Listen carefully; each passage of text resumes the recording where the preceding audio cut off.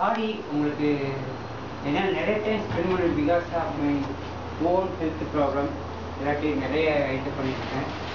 Both that is so called concrete structures and so called concrete technology ரெண்டுலேயுமே to my satisfaction I did it right. முதல்ல அதுக்கே நான் தனியாக இருக்கும்போது நிறைய ஃபீல் பண்ணியிருக்கேன்.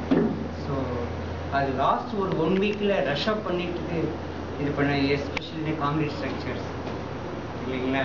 ஸோ அது எனக்கு அந்த கில்ட்டி எனக்கு இன்னும் இருந்துட்டு இருக்குது. இந்த மாதிரி பண்ணக்கூடாது பட்டு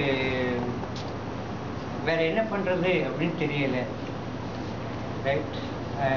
அதுக்காக நடத்தின போர்ஷன் டெஸ்ட் வச்சாலும் எக்ஸாம் வச்சாலும் ப்ராப்ளம் ஃபார் எவரிபடி.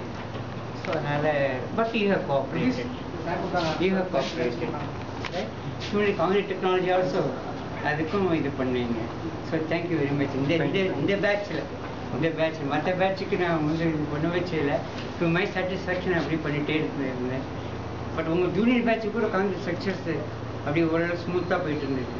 பட் உங்களுக்கு தான் இந்த ஆக்சிலரேட்டட் டீசலரேட்டட் அப்படி மாதிரி என்னென்னோ பண்ணிகிட்டு இருக்கோம்.